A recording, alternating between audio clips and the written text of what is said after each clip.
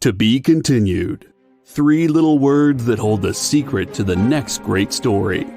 3 words that will thrill you, confound you, give life to new possibilities. Every variation of To Be Continued is a promise of adventure, a promise of excitement, a promise of unseen wonders and unexplored worlds. A promise that every issue you read makes you a part of a never-ending journey, and behind every page there will be an unopened door waiting for you. This story to be continued at your local comic book shop today. Visit comicshoplocator.com today.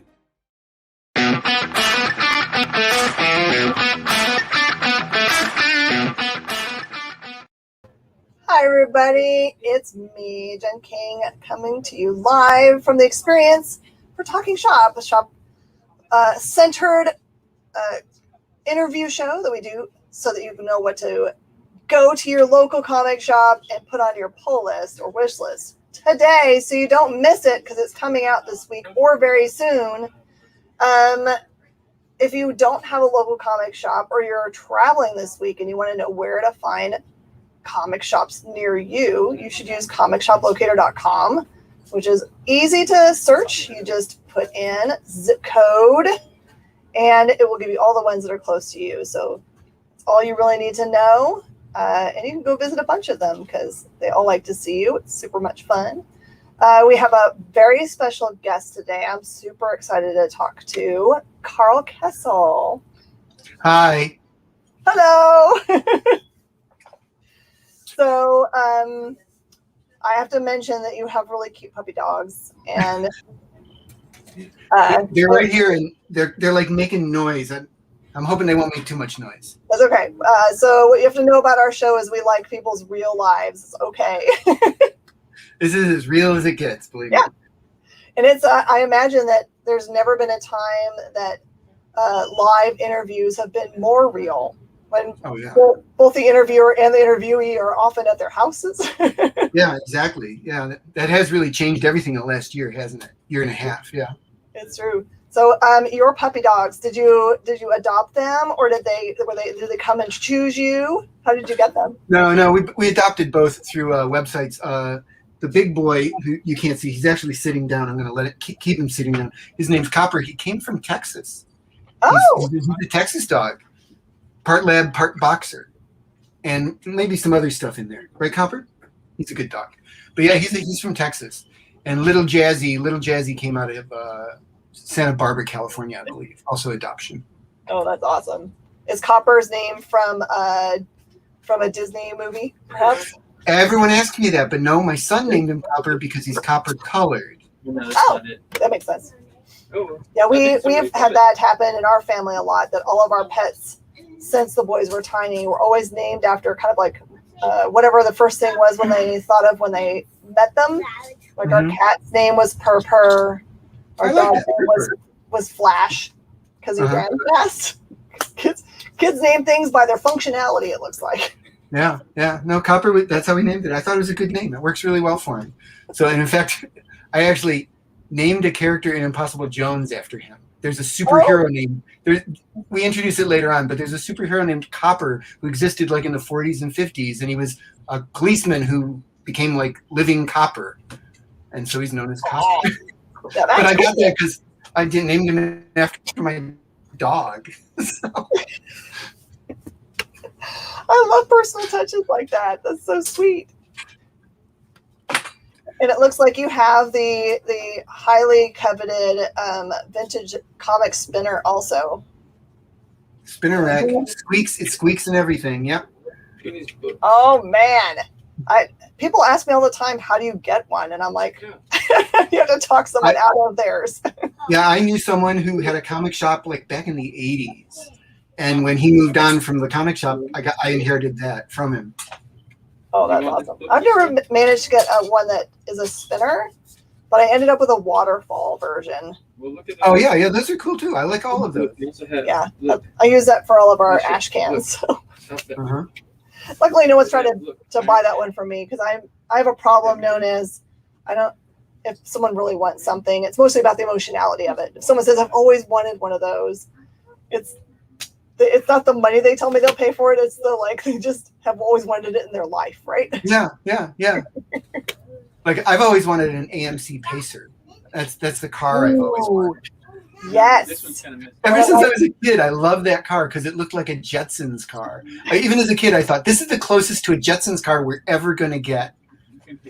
So. One of my girlfriends growing up, her dad drove a Pacer, but it was like kind of a weird. It's very weird. Burnt brown color. Yeah. Very much so. Yeah. So let's talk about Impossible Jones. What was the inspiration for this gorgeous book? Well, the inspiration honestly came from Plastic Man, where I woke up one morning. I really literally woke up one morning and I said, oh my God, I know how I would do Plastic Man, because it's right in his origin. He's a thief. He gets superpowers. And as soon as he gets superpowers, he says, I'm going to be a superhero. And I thought, no, if you're a thief and your gang has left you behind for dead and you get superpowers, the first thing you think is, I'm going to get the sons of bitches that left me behind to die. But then you go after them. And from everyone else is watching you, you're going after crooks, you're going after bad guys. You must be a superhero. And I thought, someone who pretends to be a superhero, who just kind of falls into it and says, yeah, I'm a superhero. Yeah, that's right.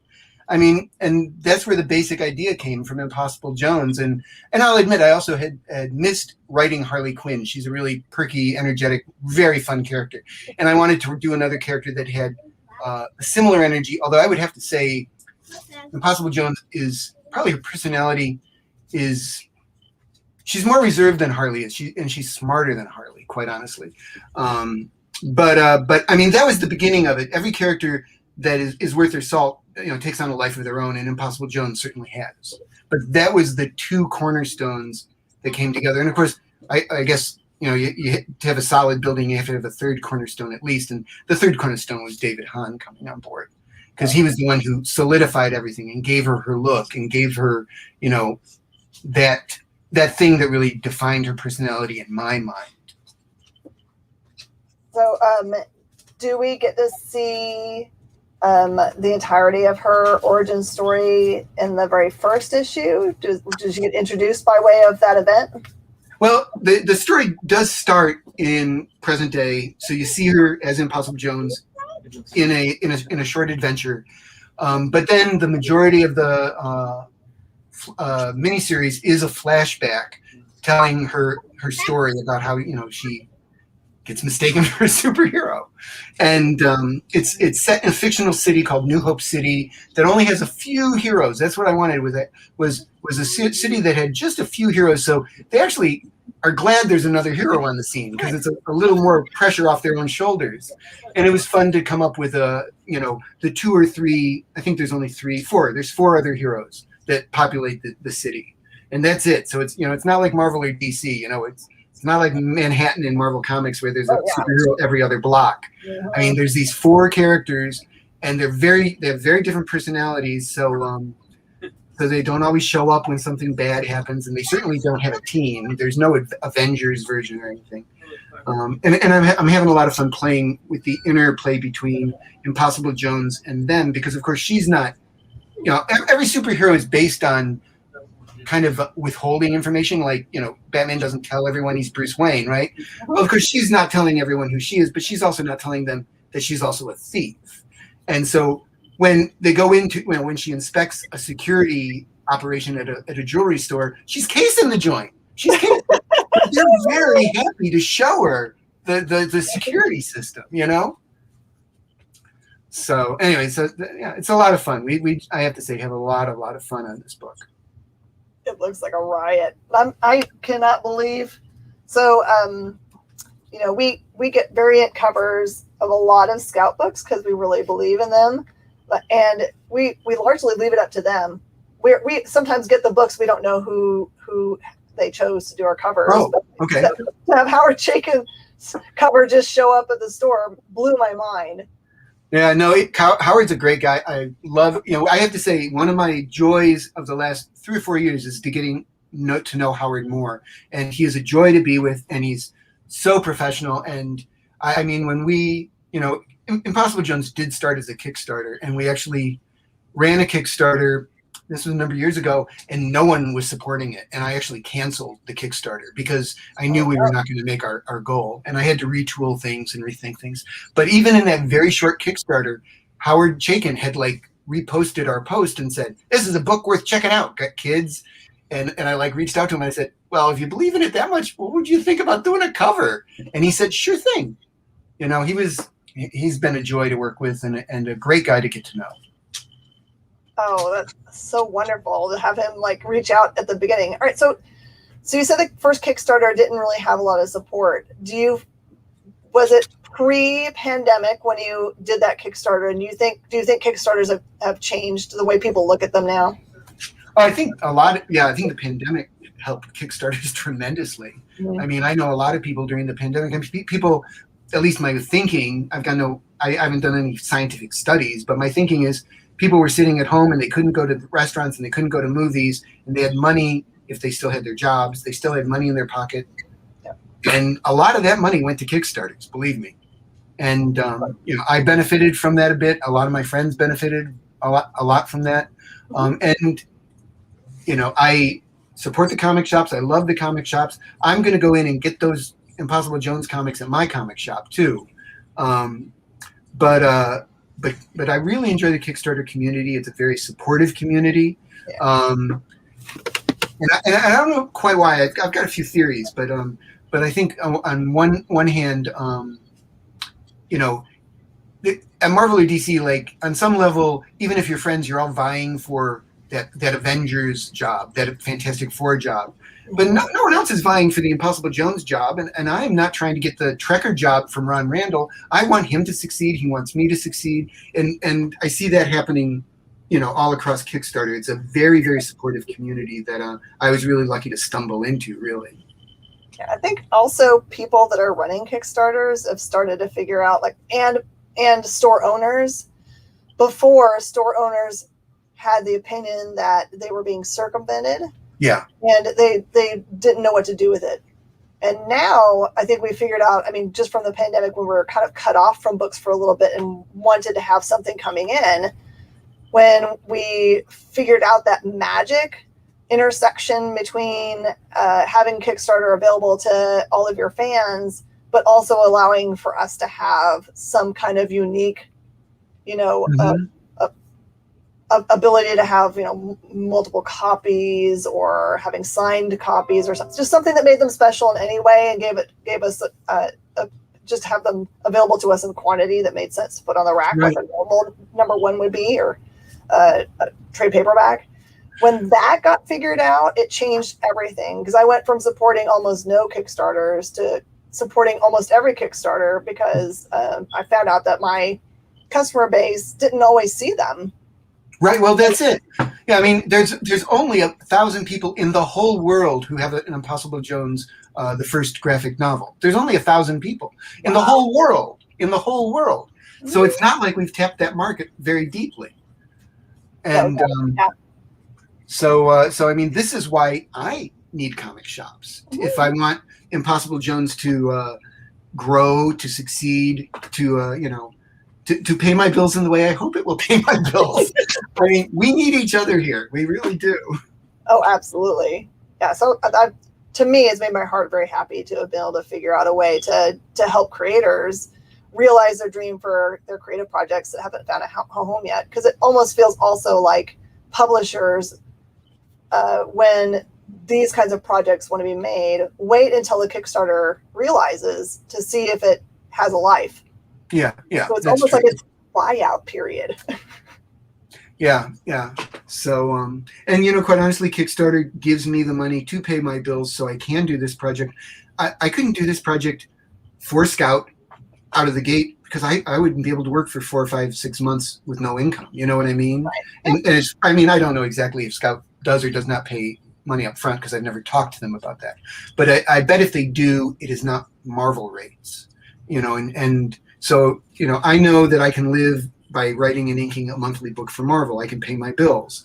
Kickstarter doesn't quite give me that much money yet, but I think we're getting close. But it makes it possible for me to do this book, and then I can hand it off to Scout with really no expectations, or I should say, desperate need for that income. And then what comes in is the exposure, and the extra money is all, like, it's like found pot of gold that way. And then that, the feeling from that is really great. But I mean, if I'd taken Impossible Jones to Image, they would have paid me no money up front. I could not have afforded to do it at Image.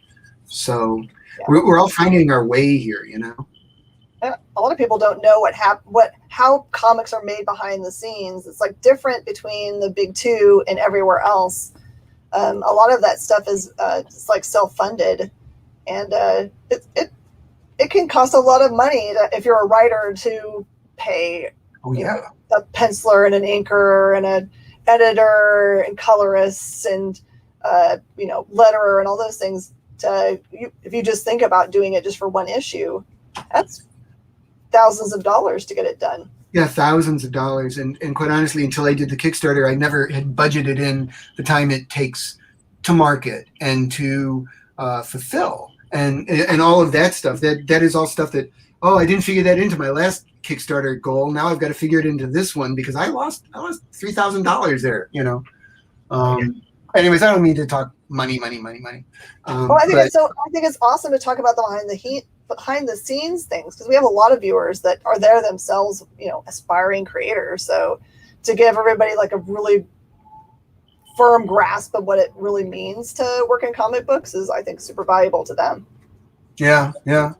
So, well, I figured out in a very basic way, it cost me about $600 to make a comic book page. Because I paid David $200, I paid myself $200 for inking and writing, pay $85 to the colorist, and I paid $25 to Richard Starkings for lettering, and then the rest of it, the other like $85 a page, is paying me for that marketing, for running the Kickstarter campaign, for all of that stuff. And believe me, $85 a page is not enough for all that work. I mean. But I can survive. on $600 a page. But if you're doing a 20-page book at $600 a page, that's what, $3,000, $30,000. What is it? I forget. I haven't done the math. But so, and there's a lot of Kickstarters out there not raising what I would consider a livable wage. There's a lot of them out there. So, but then there's great ones that just go through the roof. I mean. Kerry Nord, who I worked with on Daredevil, he's got a Kickstarter going right now for Folklore, and he's gotten like $70,000 Canadian. So that's like $2.75 American. No. He's doing great. I'm so happy for Kerry. So JD, who's watching with us now, says that your run on Daredevil is what got them into that character. Oh, well, thank you very much. I mean, I was lucky enough to be given Daredevil, a character I love, and I was lucky enough to be put on it with Kerry Nord. So before he was Kerry Nord. So amazing. All right. So if there's anyone out there has questions, or please throw them up there. But just for anybody that might not be like, maybe you're new to comic books and you're like, I've heard of Karl Kessell, but I'm not 100% certain about all the things that that he's done. Just know DC, a bunch of things, Adventures of Superman, and very important, touching on Superboy, co-created the Superboy version that's Connell, which is a fun name. Yeah. Did you make up that name? What was that? Did you make up the name for him? Yeah, I mean, I did, but there was something. I don't know why I just chose the con part. Obviously, the L part was, but yeah, there's a reason for the con part, but I don't remember why. Was it short for Connor? Or?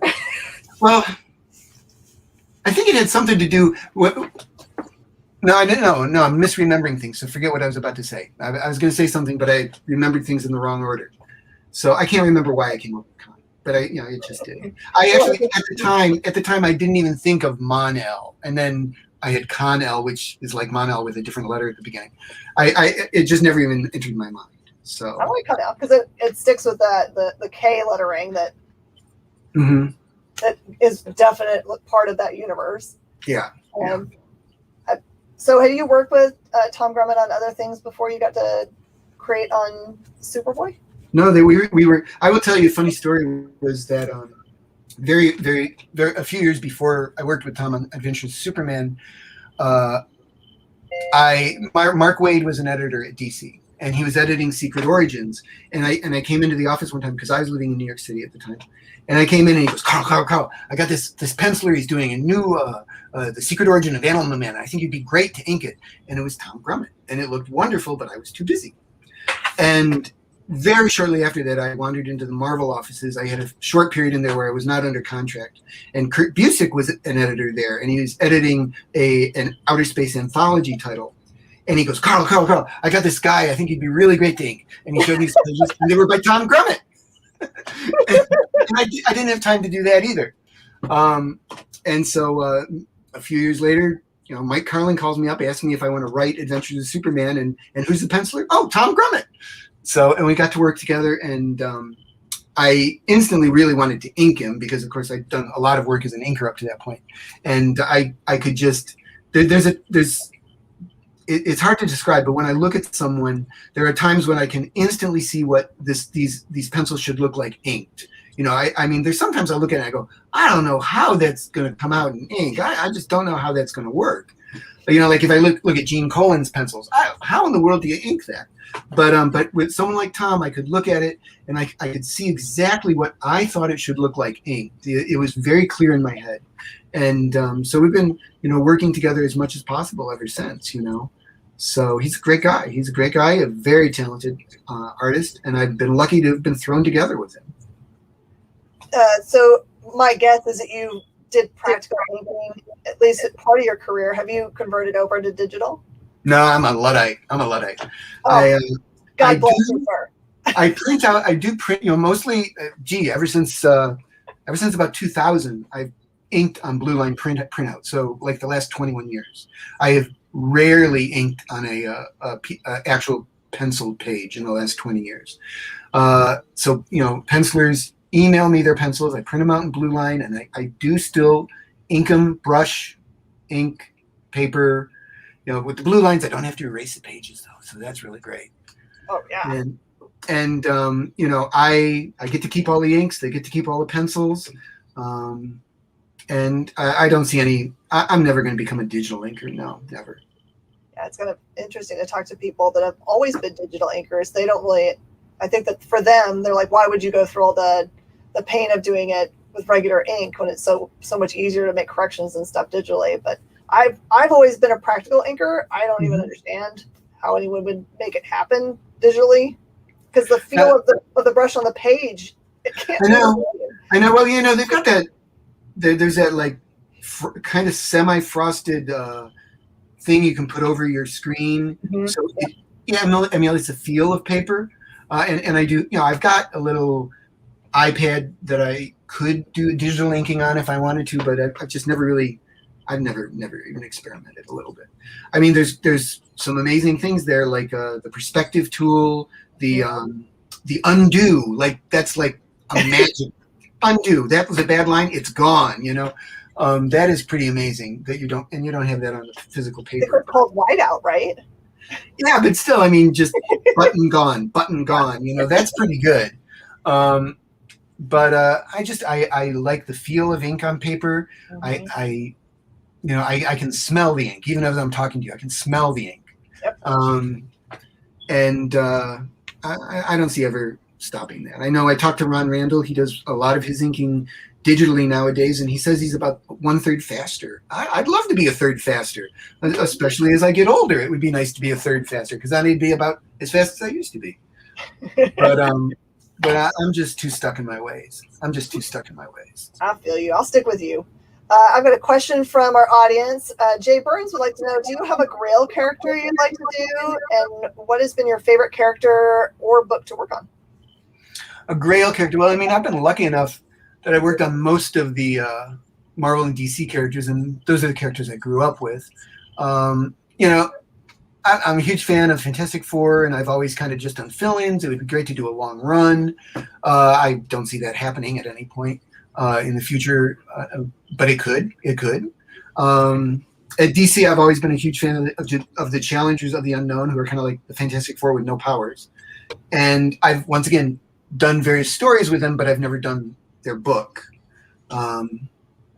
That would be nice. I actually would really like to do a Giant Man comic at Marvel. Then now that I'm thinking about it, because I remember talking to Tom Brevoort and I go, Giant Man, he's the only classic Marvel character who's never had his own title. Never.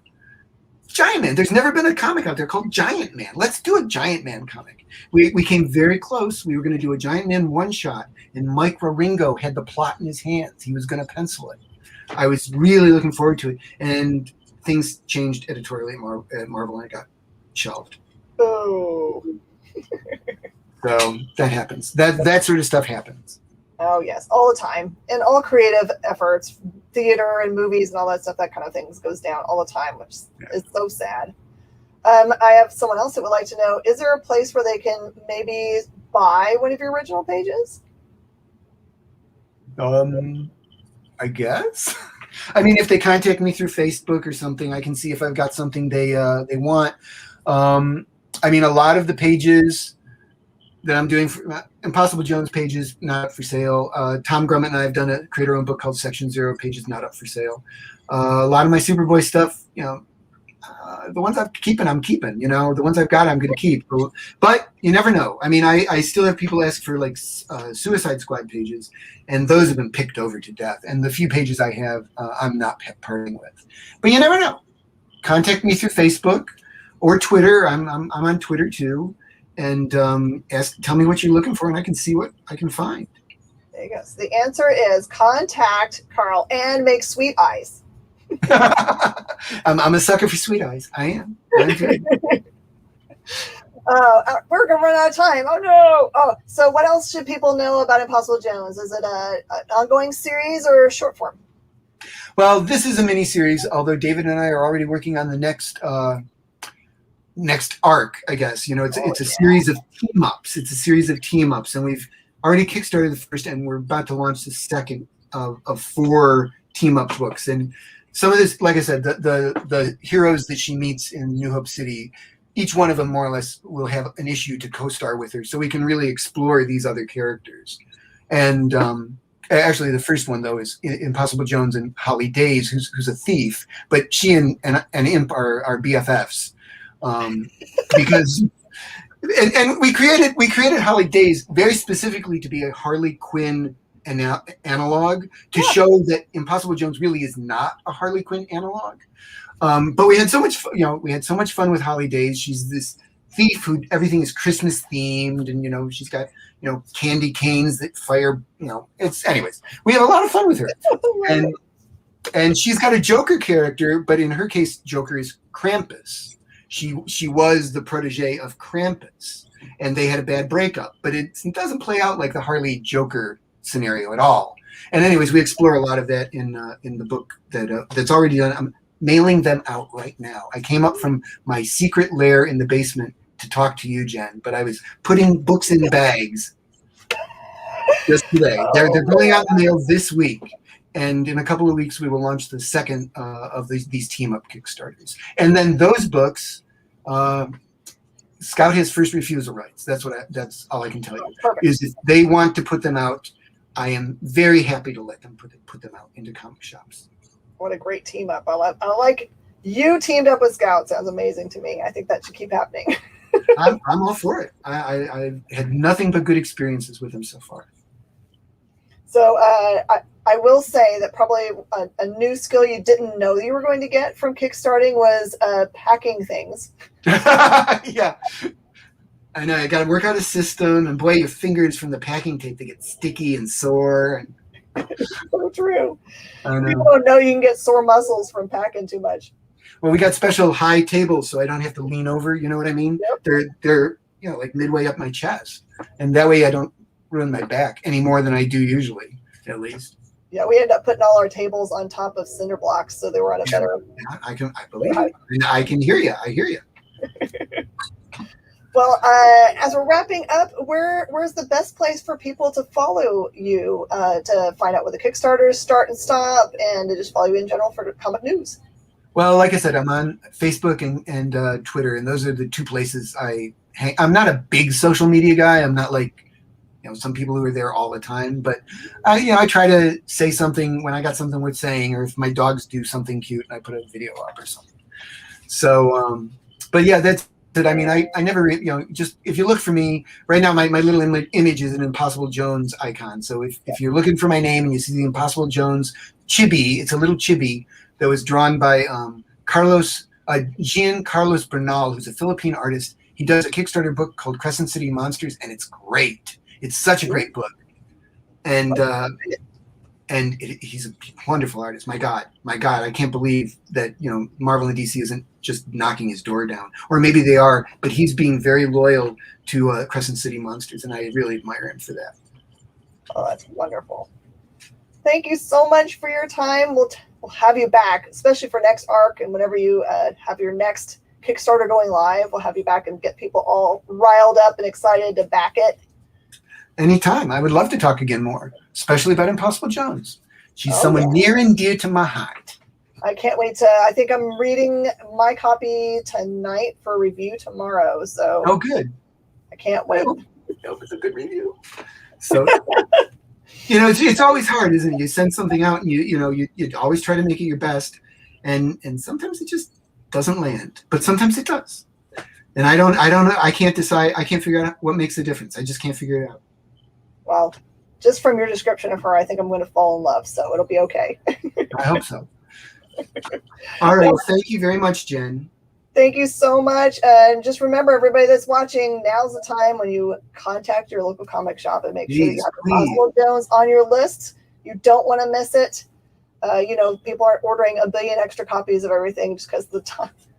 Because of what's going on in the world, they're being a little careful. So don't miss out on this. And don't leave, because next on the experience, we're going to talk cool things about what Experience is doing around your neck of the woods with Kyle. All right, we'll see you guys in just a little bit.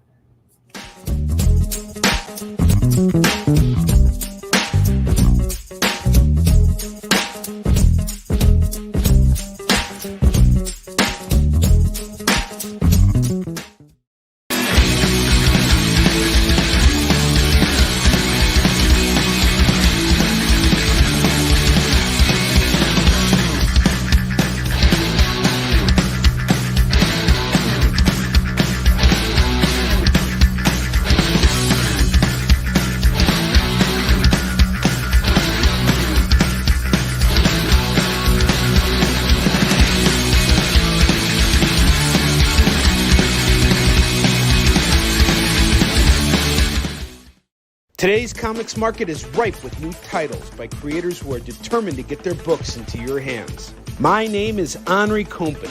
For the last decade, I've been making and selling my own creator-owned comics and dealing as a collector in live sales. My signature series, Yisun Shin, is the book that cannot be defeated in battle and has over 250,000 copies in print. Now I'm taking comics to the next level and laying the groundwork for my fellow creators to get their voices heard so they can connect directly with you. This is your chance to engage live with top comic book talent and get your comics signed without having to wait in long lines or pay any fees. But remember, we only have a limited amount of their books in stock, so always remember to call it as you see it.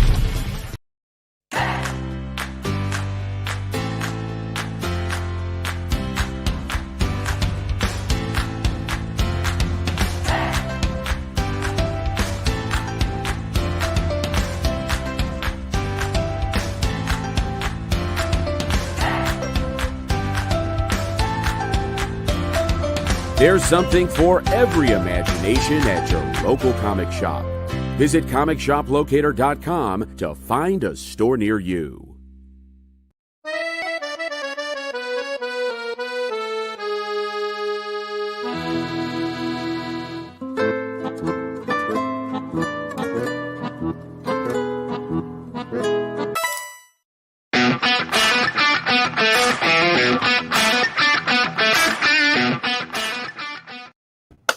Hi, everybody, and welcome back. We're going to talk about crazy cool stuff that's happening this weekend at a con that might be near you, and what the experience is doing there, and what we hope to do at other conventions near you. Just get them in touch with us so we know what to do to help them out. Coming on to the front instead of being behind the camera is Kyle, our producer. Hello. Miss Jen, can I give you a broadcasting tip? Okay, go. When you have Karl Kessell on, never say that what I'm going to talk about is interesting or cool by in comparison. That's okay. We're still talking in the side, so. Like Karl is one of the people that I most want to interview, and the twice that he's been on now, it's been you and Henri. I'm sorry. Like, I missed my shot because we couldn't make the schedule happen when we were talking about we had a Captain America month. And so now it's like I've missed my shot. No, that's not possible.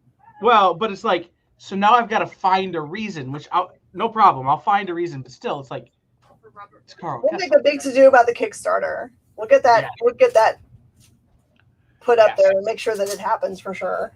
Absolutely. We were just talking about that I swore that I saw in my feed today.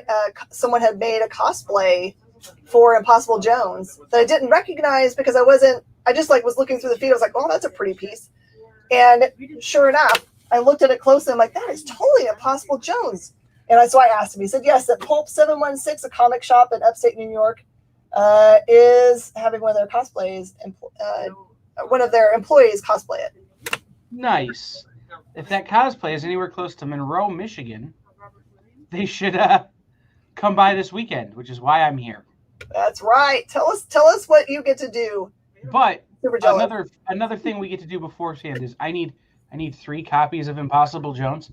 The variant behind you, the regular cover, and one of your dealer's choice on a third cover, because I have to give one to my business partner. She wants one.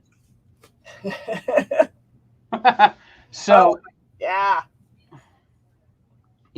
no, straight up, I've seen Jen be the person to drag Kickstarters across the line. Like, she's the one who's like, hey, I want to support your Kickstarter, and next thing you know, Kickstarter funded. Because when Jen supports you in doing something, she supports with her whole self. It's kind of amazing to watch. Yeah, it's, I feel bad because I have a lot of people on the day that they open their Kickstarter message me and say, oh, Jen, can you support it? Because I guess that if you get a lot of early support, it does something for where it gets put into Kickstarter for being viewed. And I'm always like, I am so sorry, but I am that last day person that destroys the number for you. Just know that that's going to be me. Right. Everybody wants to hit that Projects We Love page because their number goes nuts.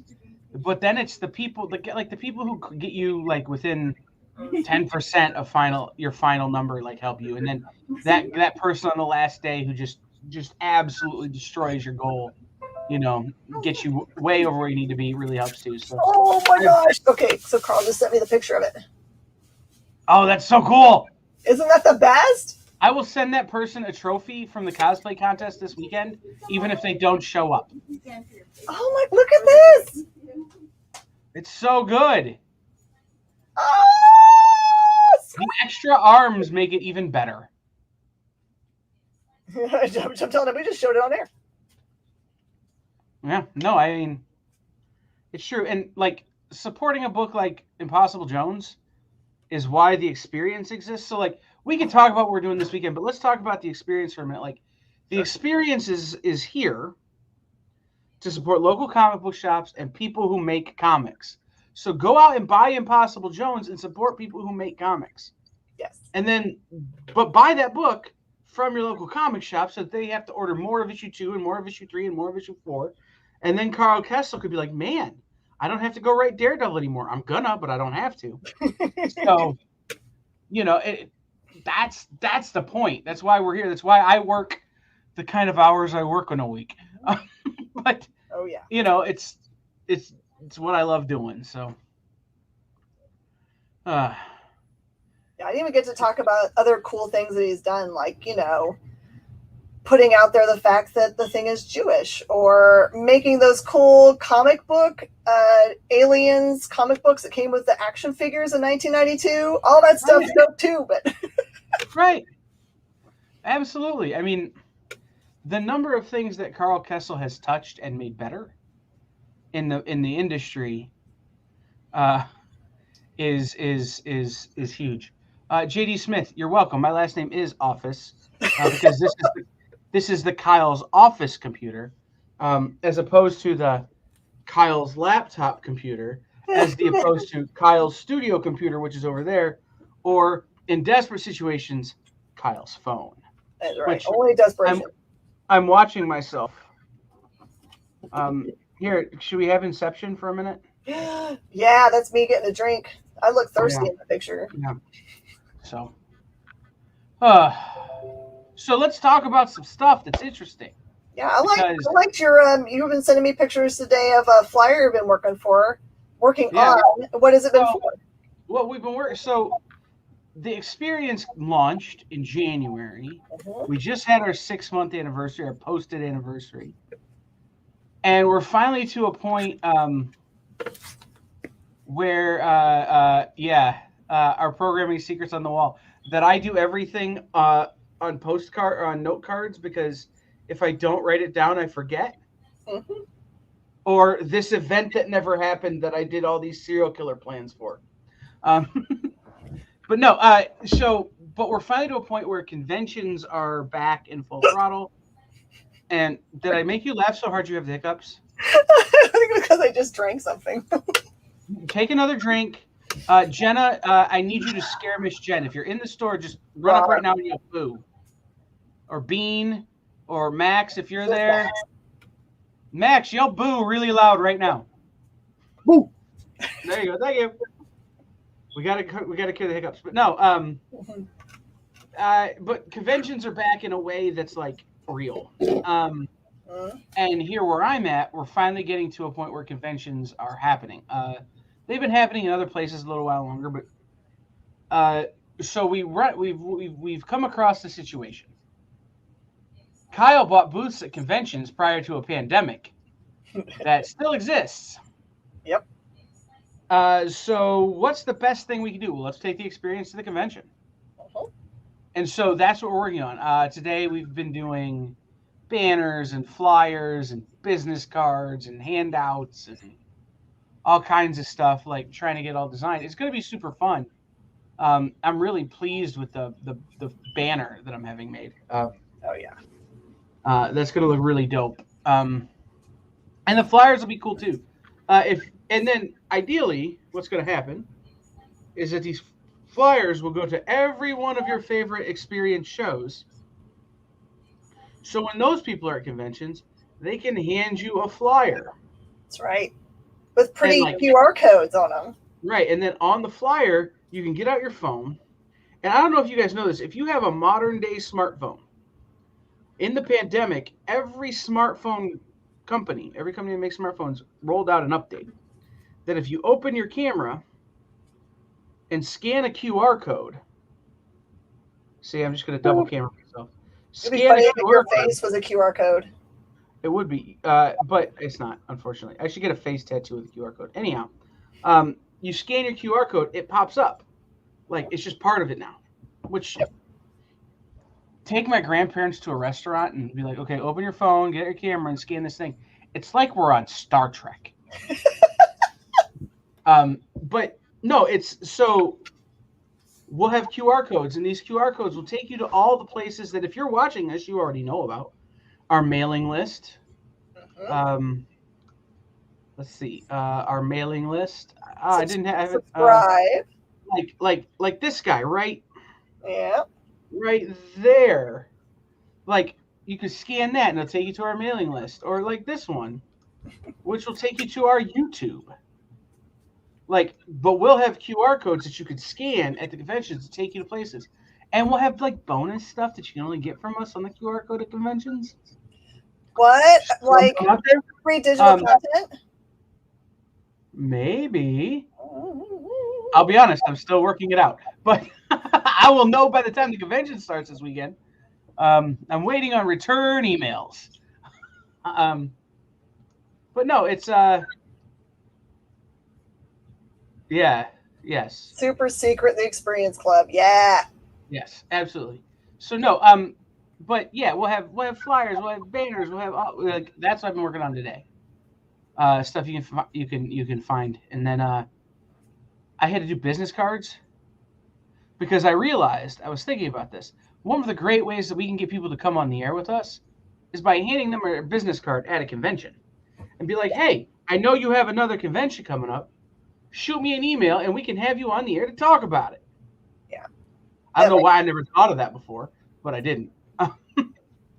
So, doing that's what today was. But I also got to do something today that shattered my entire existence. It really.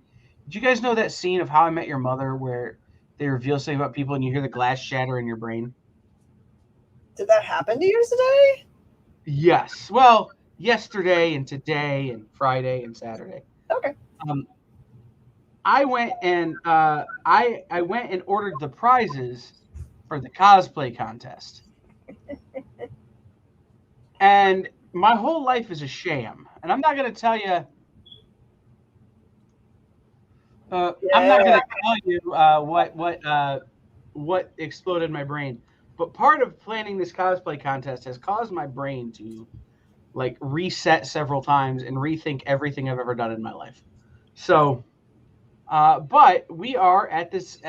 So, I suppose I should start at the top. We are at this weekend Monroe Pop Fest in Monroe, Michigan. It is a comic book convention at the Monroe County Fairgrounds in Monroe, Michigan. If you're in the greater Toledo area, it's 25 minutes. If you're in the greater Detroit area, it's 25 minutes. If you're in the greater Fort Wayne area, it's an hour. If you're in Cleveland, it's 2.5 hours. It's pretty accessible from everywhere. Mm-hmm. And it's a smaller show, which means tickets are super affordable. Yeah. Tickets to Monroe Pop Fest are $10. You could take your whole family for $10. Some of the big conventions, you can't buy a bottle of water for $10. Not really. I know because I've been to C2E2 and I've seen what water costs. But it's super affordable, and they bring in good guests. So some of the guests this year, Doug Jones, who you know as Abe Sapien. Yeah. He's also on Star Trek right now. And he was the guy in The Shape of Water. He's done all kinds of great stuff. He's a real chameleon of an actor. James O'Barr, creator of The Crow. The weirdly, people that know him call Jim, and I still can't get that through my head. Yeah, he tells you, make sure he goes, call me Jim, and I'm like, not okay, but okay. Tim Jacobus, who did all the original Goosebumps covers. If you grew up on Goosebumps like I did. Mm-hmm. If you're a hockey fan, Darren McCarty, who was a big fighter in the Hockeys. But also now he's a professional wrestler and he has a comic book about him and all kinds of stuff.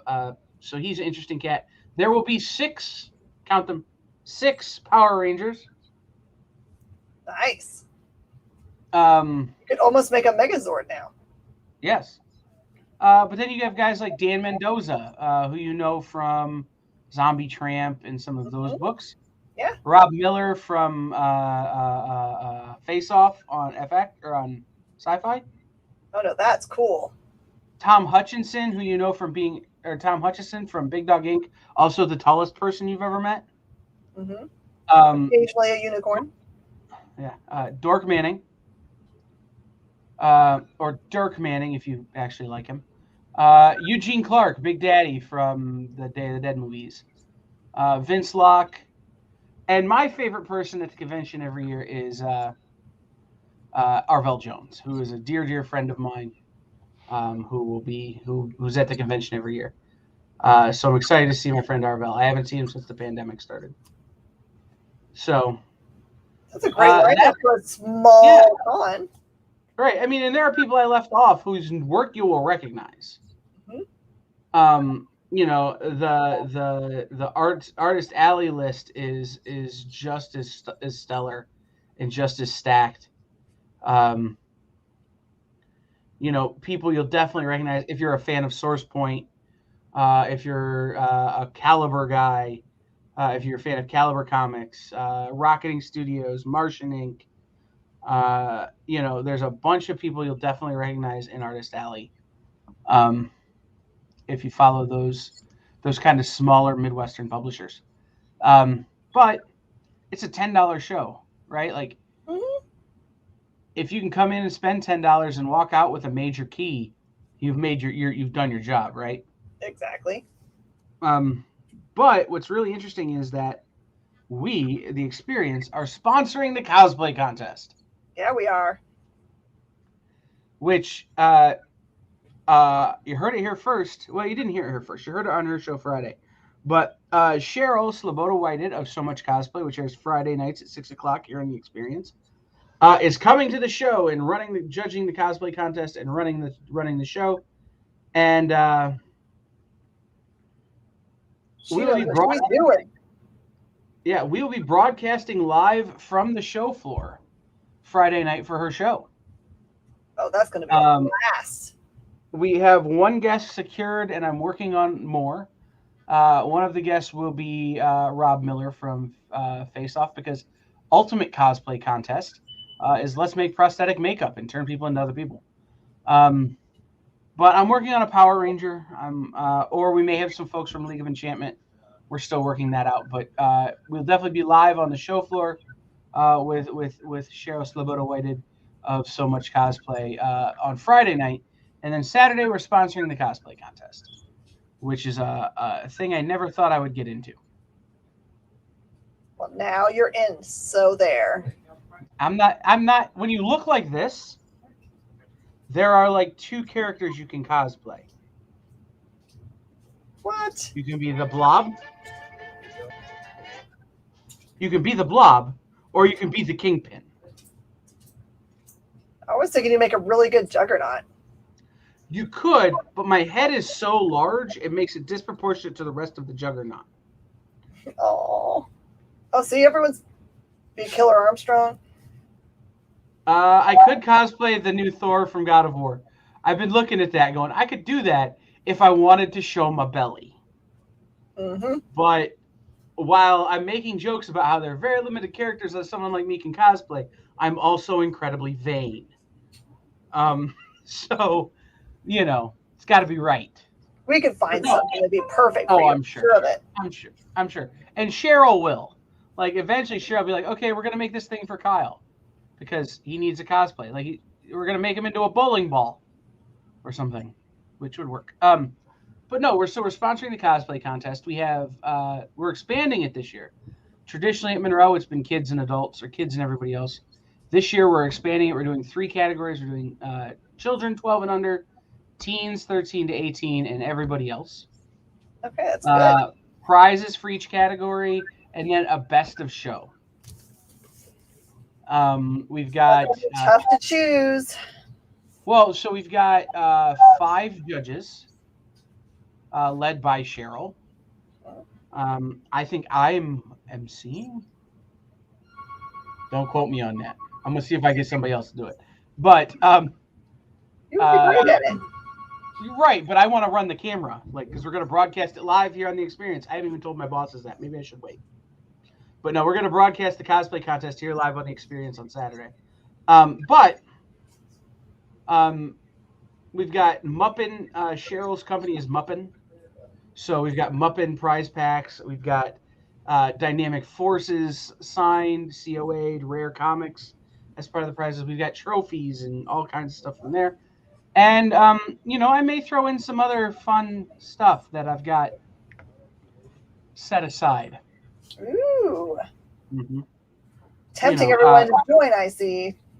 Right. Well, it's, I'm looking at some of the stuff I've got going. That'd be a good prize for a cosplay contest. Random heads of things. Like, I could give people a head. Like, if you're gonna make a cosplay, you gotta have something to do the face mask and the wig, and so like, why do I have this? That's a practical prize. I like it. Right. Like, but why do I have this? Anyhow, like, this is the stuff that shows up at my studio. But no, that's kind of that's what's happening this weekend. And so here's the deal. We're going to be at Monroe Pop Fest this weekend. we're going to low-key be at New York Comic Con. We don't have a booth there. But if you can manage to find me, I may have... Well, I don't know that you're going to be down for this kind of game. All right? We're going to Where's Waldo the Beard. Oh, If you okay. can find me, I will have something very specific for you at New York Comic Con. And we will be at Cherry Capital Comic Con in Traverse City, Michigan. Plus, anywhere else you tell us to come. Like, so if you run a convention and you're out there, email the experience. Be like, hey, I run a convention. You guys should come. I'll give you a booth. Then we might come and do a thing. Yep. You know, so that's the big thing, is the experience is now available for your convention. We can I'm excited to see what happens, right? Like, because we've not done this before. So I'm excited to see what happens. It's going to be a lot of fun. Yeah. I just talked for a whole... Did I just talk for a whole half an hour? It happens so quickly, right? Right, but did I let you say anything? I talked a lot. You know what you need to do, though? Because I blacked out. Think about one of the mornings you're there, making a little event for a breakfast meetup for our experience folks that might be there. It's true. We can work on some of these things. Like there's totally opportunities to hang out. If you ever wanted to hang out with a guy who presses buttons for the experience, hit me up. You can reach me through the experience website.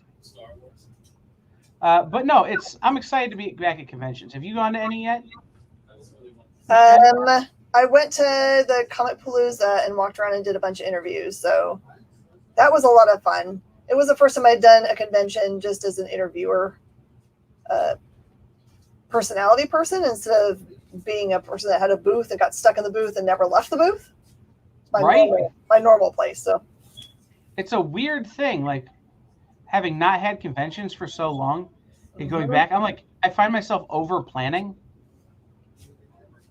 There's no such thing as over planning.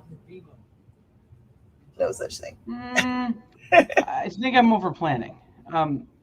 I really don't need as many cameras as I'm taking. Unless something breaks down, and then you'll be happy you did. But even then, I'll have 17 backups. So, oh my. Yeah, like I said, there's such a thing as over planning when you're like, I have to rent a U-Haul just for the extra stuff. So that might be too far. All right. Well, I think it's time to wrap this up, right, JD? Yeah. It's time for the next thing. Boss. I'm supposed to be guest, and I'm bossing. I'm sure it says private chat. Get out of there. Yeah.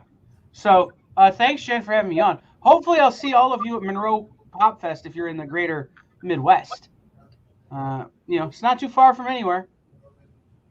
It's a nice little town. They have a good Mexican restaurant, great Chinese food. So, good dive bars.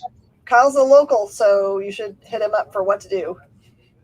All right. Well, since JD seems to not be paying attention, I'm going to go ahead and do what I do and say, thanks, Miss Jen. It's time to go.